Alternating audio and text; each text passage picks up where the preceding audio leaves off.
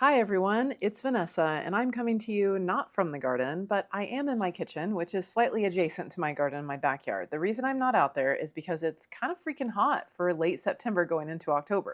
But no matter what, the fall garden persists. So today we're going to talk about all the things that you can direct sow and transplant into your fall garden going into October if you're a southern gardener that lives anywhere near Central Texas or even slightly adjacent to me. Some important things to know before we go over the list of things that you can plant, and I give you a small tour of what my fall garden looks like right now, are understanding your frost dates. Most of the things I'm going to talk about in today's video are going to be annual veggies, which means they're things that you're going to be replanting every year or every season. They're not like a perennial plant, which then is planted one time and can die back into the dormant season during the frosts and then comes back in the spring or when active growing season is happening again. When it comes to annual veggies, the only thing that will really stop an annual veggie from growing is either it being way too hot or way too cold. And most of the time, it's just it being too cold.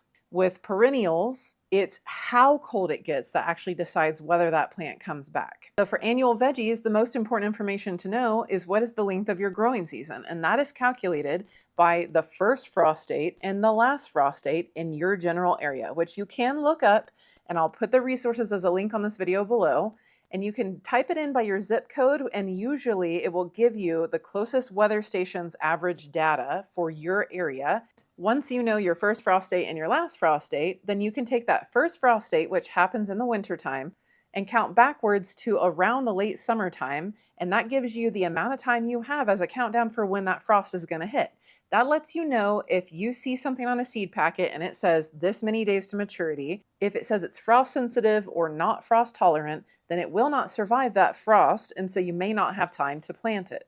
If it says frost hardy or frost tolerant on the seed packet, that means that it most likely will withstand a frost, but it needs to be somewhat mature by the time the frost hits. The big difference between frost hardy and frost tolerant are that frost tolerant plants will tolerate a light frost and they can grow in cooler temperatures without being super stressed. And in fact, they probably thrive in cooler temperatures. But frost hardy means that they can grow through 3 to 4 inches of ice and snow. When it comes to perennials, because we only need to know how cold it actually physically gets in your area on average, the only guideline you would use to know if you can grow that specific plant in your area is your USDA growing zone. But when it comes to growing annual veggies, a USDA growing zone doesn't tell you your precipitation rates of your area, doesn't tell you your highest average temps, how many days at that average highest temp you end up having typically every year, and it does not tell you how long your growing season is or when your frost dates are. So we're moving forward in this video. You now know what your first average frost date is, which mine is December 15th. And we got a light frost on Halloween last year. So it's an average. Just know you could have a frost a little bit sooner. And then you can now count backwards to take a look at these different seeds that you may want to try and grow and decide, do I have time to grow these? In general, in Texas, in the fall, we can really replant our spring gardens starting in August. We're hoping that the temps get a little more mild going into October, but it doesn't always happen. Our highs have still been in the mid 90s, but our lows are in the 60s. So the plants are getting some reprieve, but it is a little difficult of a transition to be putting cold weather items out into the garden right now. So the easiest thing you can do if you don't have any veggies ready to go in the garden is to start direct sowing things and taking advantage of the sunlight and the warmth that is still there to get things going, and hopefully the temps cool down as things start to germinate and grow in. So let's go over things that you can direct sow right now going into the fall gardening season. Bush beans are a really great option from August until early October to get out into your garden because they germinate quickly with the warmth and the heat that's still there, and they can reach maturity pretty fast, sometimes within 45 days if you plant them in an area that gets full sun. Now, the days are getting shorter. We're going from 14 hours all the way down to 12 hours right now in daylight, and that will only get shorter as we get closer to December. Things will start to grow a little bit slower. So when we are trying to hide from the sun when we're planting in the spring, we're trying to have things have as much sun as possible as we plant going into the fall and winter. A pole bean is a type of green bean that grows on a long vine, and it takes longer to establish because it has to grow a vine, then start setting the beans for you. So bush beans are the best option this time of year. Peas are an option that you can plant right now, and I don't normally plant peas in the fall because although they are frost tolerant, they are not hard frost hardy. So if you don't get them planted soon enough, although we want to have things growing on trellises and there's less options for that going into the colder weather months, they will disintegrate or melt in a frost if it's a really hard one. But I'm hedging my bets and planting out some peas along a short trellis that I have to see if I can get a crop in before it gets too cold outside.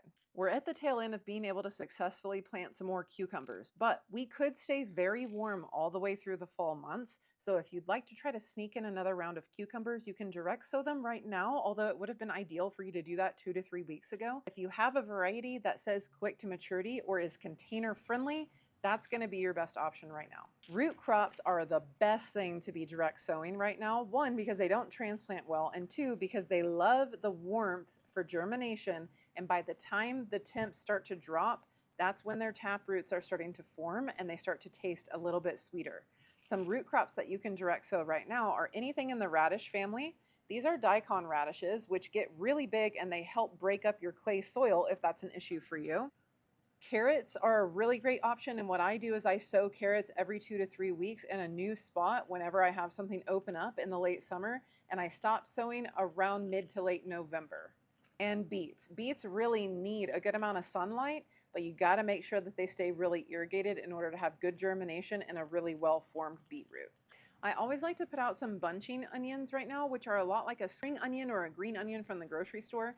I like to direct sow these. These are from Jera's garden. She grows things in Florida, so I love her seeds because they do really well here in Texas for me. And I love bunching onions because it's really hard if I'm growing all brassicas or all leafy greens. The pest pressure is pretty high if I have all the same thing growing together. So I love to direct sow some onions throughout a lot of my patches of leafy greens. Can also start some bulbing onions from seed right now, but I prefer to do that inside under some grow lights. Things that would do well if they were transplanted now, but you may be able to squeeze in by direct sowing them out in the garden right now, going to be plants in the Brassica family. That's things like cabbages, broccolis, and kale. So that being said, I don't like to grow heading broccoli that takes the traditional amount of time because it can take up to 90 days to form one head of broccoli and it takes up a good amount of space in the garden. There are varieties of broccoli, however, that can get you to that goal of harvesting a lot quicker, which is really great in Texas with how volatile our seasons are. The Chico broccoli, which I'm probably butchering the name of, will get to maturity within 48 days. So it is a fully heading broccoli that can get you there a lot faster. Now, if you want to get there even faster with broccoli, opt for a sprouting broccoli like broccoli rabe, broccoli rabe, broccoli rapini. These have more of an asparagus long shoot on them with a little floret of broccoli at the top. Now, they are less tolerant of a really hard frost, but because you get to maturity quicker, you may get a harvest in when otherwise you'd be waiting a long time. Growing really big heads of cabbage requires you to plant them in full sunlight and to give them ample time to get established before a hard frost. So if you feel like you're behind on planting out your fall veggies and you're just now direct sowing things in the Brassica family, consider a smaller variety of cabbage. It can still grow to a really good size, but something like this Danish ball head of cabbage that I grew last year from M.I. Gardener can really help you get a mature, fully formed head of cabbage a little bit sooner, and they take up less space in the garden.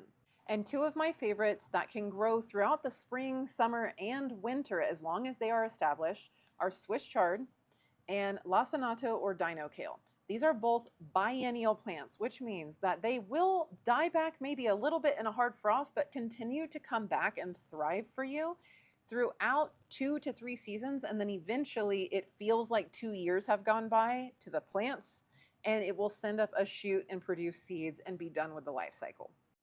As far as things like peppers and tomatoes and basil goes, if you don't already have peppers and tomatoes growing in the garden, it's a little bit late to put anything new out now, but you can re-sow basil. And I did some seed trading recently, so this is a bunch of arugula because we love arugula and I grow it regularly. But it's pretty hot to be growing lettuce right now, although I am already starting to sow a few areas of lettuce in shadier spots of the garden. I'm testing my luck and hopefully things will still taste pretty good, but know that if it's still really sunny and really hot when you want to put out lettuce, it could bolt or taste pretty nasty. But if you can get it in an area where it gets a little less sunlight and a little more shade, then it should do fine for you and hopefully the weather cools down soon. One other plant that a lot of people ask about is Brussels sprouts. Now, this is a red Brussels sprout variety that I have growing in the garden, but Brussels sprouts take 180 days to grow. So they really need to be started in around July. I got mine going in like late August and I transplanted them out recently.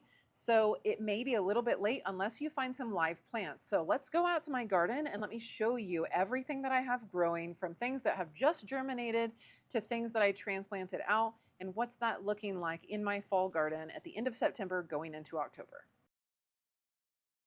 So this is my first Garden in Minutes corner bed, and I have some arugula and some celery growing, and this bed gets a little more shade, so these things will do well. And I have kale, marigolds, tatsoi, and then on the back side here, I have some direct sown peas that are just coming up along the bottom of a trellis. And my second Garden in Minutes bed, this is cabbages, which have a little bit of cabbage worm damage, but that's pretty typical this time of year.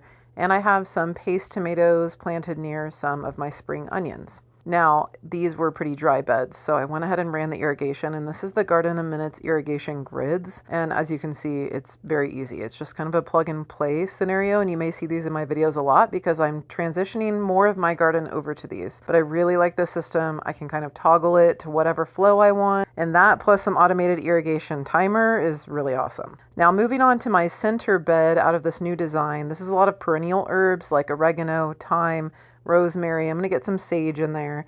Then I have some direct sown beets that are just starting to come up. And then these are those purple Brussels sprouts. So even after 8 weeks of growth, that's how big the plants are. Now you can see that these beds get a lot more sun on this end of the garden. So I have some protective shade. I probably could put a whole shade cloth up back above my garden, but I just don't feel like it. And this bed has mainly different types of broccoli growing in it. And this is a cucumber plant that desperately needs a trellis, but that's where it's at after about 5 weeks of growth. And then these are young carrots.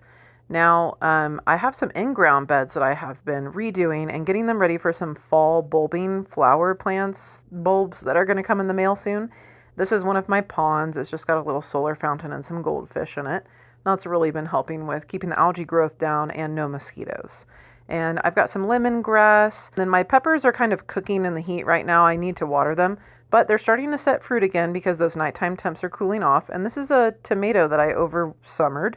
It's starting to flower, and so as long as I actually was watering these guys, they would give me a nice big flush of peppers. And then I've got some turmeric. Now that's kind of a view from this end of the garden. I've got an empty tower that is about to get some strawberry plants. This is a leftover perennial winged bean vine. So in my garden redesign, I didn't want to get rid of it, so it's flowering. And this is a green stalk that has sweet potatoes and broccoli, kind of a weird combination. I have a leftover cicada melon vine from when the garden was the way it was. And then this is kind of like a mixture of annual and perennial flowers and herbs. Then on the back side, I've got yarrow, comfrey, blackberries, and a fig tree, which is not getting watered enough and needs to be on irrigation because it keeps aborting figs. Along with these gomphrena, which over here is just very barren. I'm kind of revamping it and getting it ready for garlic and onions. And here's one lonely raspberry plant that's just surviving the summertime. And then we've got the loofah wall, and it only has a few loofah on this side. My neighbor informed me on the other side of the fence there's quite a few loofah, but this is the XL loofah from Jera's Garden Seeds, and yeah, they're XL for sure. I hope this video has been helpful for you guys to at least let you know what you can get going in your garden right now, because our growing season is long and it can be very fruitful. I'm going to go inside again because it's still very, very hot, but I hope you keep trying to grow things, because if you never grow, you never know.